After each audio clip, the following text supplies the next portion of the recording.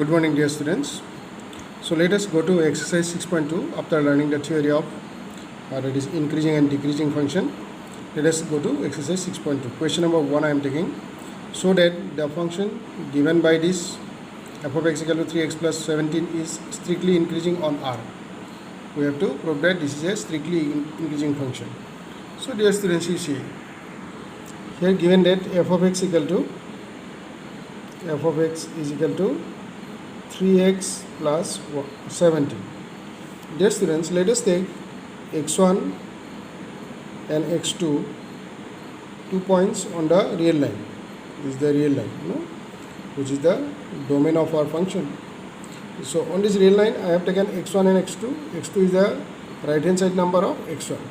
Now see, on the number line, since x2 is in the right hand side of x1, x2 is in the right hand side of x1, then we can say here x1 is smaller than x2.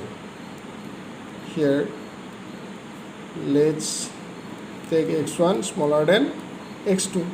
Now if I multiply it by 3, then that will be smaller than when I will multiply x2 also by 3.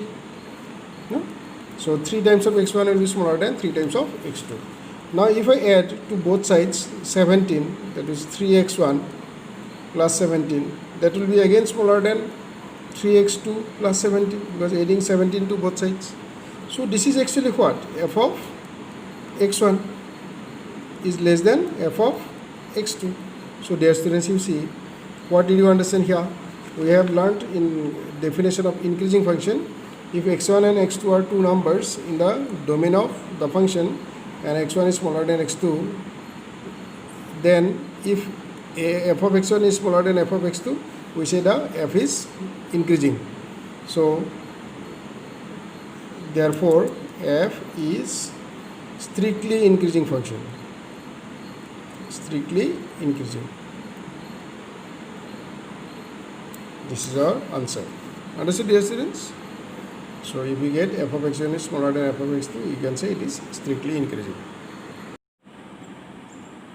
Let us take question number 2 from exercise 6.2, dear students. So that the function given by f of x equal to e to the power of twice x is strictly increasing on R. So like before, as we have done in class, in question number 1. So this is the real line.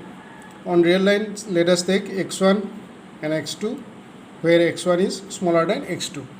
Here x1 is less than x2. Then twice x1 will be less than twice x2. No? Therefore, e to the power of twice x1 will be less than e to the power of twice x2. No? Because twice x1 is smaller than twice x2. Therefore, if we raise the power of e to x1, that will be smaller than when we raise the power of e to the power of 2 x2. So therefore, it gives us that f of x1 is smaller than f of x2. So that is the conclusion. Therefore, what you can say? F is strictly increasing. Strictly increasing. Let's go to another question, dear students. Let's go to question number 3, dear students. So that the function given by f of x equal to sin x is strictly increasing in 0, pi by 2 in the open interval. We have to show it is increasing in this interval and decreasing in this interval. Let us show. So f of x equal to sin x. There is another method, dear students, to find whether a given function is increasing or not. Just you take the derivative of the given function. What is the derivative of this function? That is f dash x will be equal to derivative of sin x is cos x. Now our interval that is given, that is from 0 to pi by 2. Say this is 0 and here it is pi by 2, suppose. In this interval we have to check what is the value of how these values change between 0 and pi by 2 for cos x. Just you think any numbers as you take between 0 and pi by 2. Pi by 2 means 90. Before 90, say think about say 30. So pi by 6. So what is the value of pi by 6? Cos pi by 6. Cos pi by 6 is root 3 by 2. So for x belonging to 0 comma pi by 2, 0 comma pi by 2, cos x is always greater than 0. Just you see, for pi by 6 here, it is root 3 by 2. For pi by 3, it will be 1 by 2. That is, it will be greater than 0. That is what you can say. F dash x is greater than 0. So when derivative of the function is greater than 0, what you can say? The function f is, therefore f is increasing in the interval, that is increasing in 0 comma pi by 2. This is our conclusion. In the interval 0 comma pi by 2, f is increasing. Now next point is this one. We have to show that f is decreasing in the interval pi by 2 comma pi. See, pi by 2 comma pi is here, suppose. So now in this interval between pi by 2 and pi, think about any number. Just you think about, say 90, that is 120, suppose. That is 120 degree you consider here, or 120 in radian. That is cos 120 means cos 2 pi by 3, which is less than 0. You know it.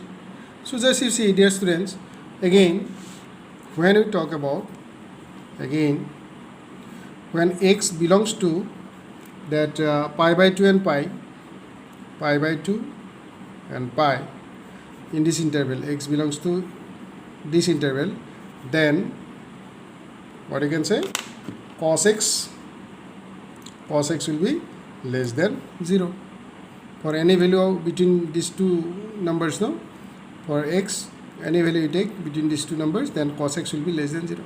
That is what you can say, f dash x is less than 0. If f dash x is less than 0, what you will say? F is decreasing function, decreasing in pi by 2 comma pi. This is our answer. Understood, dear students? So like that we can proceed, and let's go to another question, one more question. After that the remaining questions you'll try at home, and if you cannot manage, I will help you, don't worry. Question number 4, you see, find the intervals in which the function is strictly increasing and strictly decreasing. We need to find out the intervals. So as I told you in the theory, explanation of the theory, first you have to take the derivative of the given function, derivative of this function, and equate it which is 0, because question number 4 now, f of x is equal to 2x square minus 3x. Now we take the derivative, f dash x equal to 4x minus 3, because derivative of 2x square will be 2x. 2 into 2 is 4, 4x minus 3. So now you write f dash x equal to 0. Now we write like this, to know the critical points. No, I told you, you have to know the critical points. So for that, all critical points we'll have to find out. So 4x minus 3 is equal to 0. That is, the critical point is 3 by 4. That means the real line is divided into two sub intervals. This is the real line. So here is a point 3 by 4. So one part is from minus infinity to 3 by 4, one sub interval. Another sub interval is 3 by 4 to infinity. So in the sub interval minus 4 infinity to 3 by 4, in that sub interval whether the given function is increasing or decreasing, let us see. So in the, we'll say in the sub interval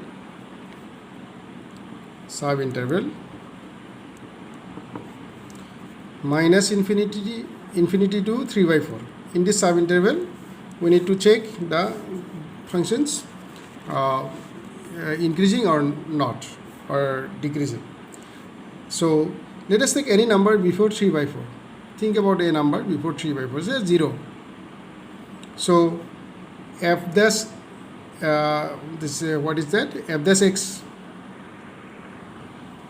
x is equal to 4x minus 3. Now before that, if you put here 0, means 0 is in the interval minus infinity to 3 by 4. So we take 0 here, suppose. f dash 0. What shall I get? F dash 0, 4 into 0 minus 3, that's equal to minus 3.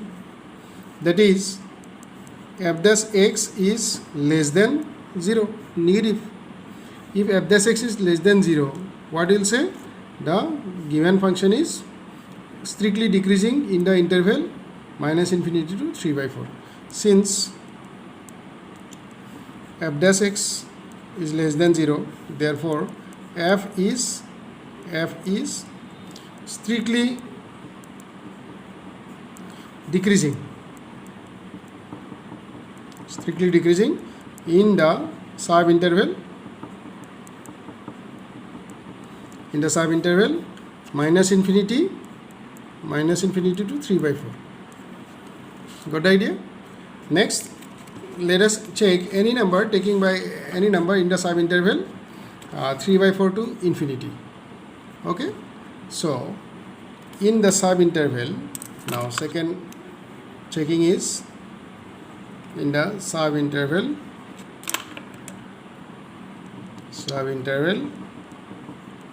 3 by 4 to infinity. Okay, 3 by 4 to infinity. In this interval, whether the given function is increasing or decreasing. F dash x, again you take f dash x equal to 4x minus 3. Now f dash x, take a number from this interval from 3 by 4 to, say, you can take here any number, say 1 you want to take, 1. 1 is there in this interval, so f of 1 is equal to 4 into 1 minus 3. 4 into 1 minus 3 is equal to 1, which is greater than 0. That is f dash x here is greater than 0. F dash x is greater than 0, therefore that is f is strictly increasing here. No? F is strictly increasing in the sub interval, or you can say, or sub interval 3 by 4 comma infinity. Did you understand, dear students? So here we have learned two things. One is how to find out the sub intervals, how to find out the critical points. First f dash x you write, and then f dash x equal to 0 you write, and from there find the values of x, values of x. In this case only one value you got. In some other questions you will get more values, more than one. So you will be able to divide it, the real line, into many sub intervals. Many means according to the number of critical points. After that, in each interval you have to check the behavior of the function. So by putting values like this. So I took here 0 because 0 lies in this interval. So here I took now 1. It is not necessary that 1 you have to take. You can take any number lying between these two numbers. So you take like that and you will get the value of f dash x. That will tell you whether the function is increasing or strictly increasing or strictly decreasing. So dear students, thank you very much. And you go through the exercise, and any question you find difficult we will solve together. Thank you.